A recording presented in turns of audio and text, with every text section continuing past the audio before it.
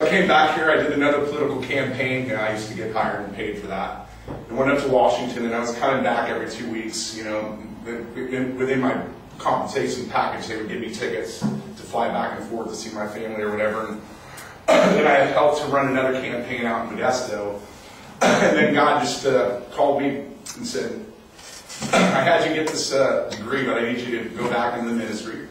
So I worked out in Modesto, went back to a church that I was involved with there, and they asked me to take over as an intern for a little bit. I helped them through a property sale. We split a piece of property for a guy named Chester Smith that owns a bunch of TV stations up there. God already preparing me and stuff. And then he called me into education. I then moved to Florida to learn a daycare system. This guy's very successful. Ellsworth McIntyre has probably built a $40 million enterprise on daycare. But the most important thing about it is the lives that are changed. And I give God this credit today because of Facebook. I had a kid who I was his teacher 16 years ago email me and go, I am so glad that I found you. He said, you were my greatest teacher and had such an impact on me. And this one kid whose mother said, we don't know, Matt, what you guys are doing there, because we taught the Ten Commandments every day, twice a day. Everything was biblically based in the education of the children.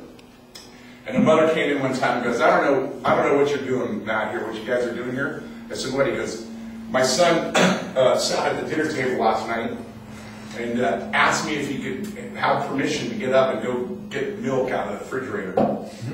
She said this kid was wild and said, whatever's happening here and whatever you're doing, keep doing it. And it's God that was changing lives.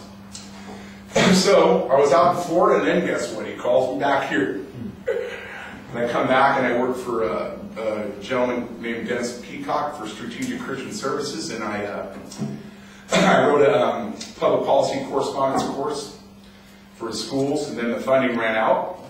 And so one day I was about 2 weeks away from no money. No money whatsoever. I got 2 more weeks from SCS or whatever, and this lady professor came up to me and goes, are you looking for a job? I said, yeah, I'm looking for a job. She goes, they got a job at the TV station down here, director of ministries, and Dave Scott goes to my church and he's the general manager. That day I got a call from Mr. Scott, and he said, Matt, I've heard good things about you. You know, come bring your resume. I want to sit there and talk to you and chat to you and see, you know, if there's something that we can do there. It wasn't more than 2 hours and he already hired me. He just opened up the door and said, you're hired. And that's what I've been doing for the past 11 years. As being in Christian television, it's been such a blessing to be able to propagate the gospel of Jesus Christ through the airways to San Francisco, which is a dark place. We have one of the hardest places in the world to minister in. But I believe God has great things. And I believe God's going to use your church also for that purpose. And I'm going to be praying and seeing that God, we're believing God for you to have a program that you can impact people, because people's lives are being impacted in this TV station. You know, we just were talking about the ministry nights that we do, and people calling in for prayer. And not only that, the ministries are blessed too, because like Napoleon Kaufman credits about 30% of his church growth from his TV program. Another pastor, Gary Mortara, credits his church about 35% because of television. So TV is having an impact, and I find it's not strange or whatever, but God, that when I was out in Modesto, you know, 10 years before, 12 years before being in this TV station, I was dealing and selling a piece of property for a TV station for Chester Smith in Modesto. He was already paving the road. I had no idea, but he was already paving the road of my mission and calling that. And I just want to tell you, I'm very thankful for what God did. And just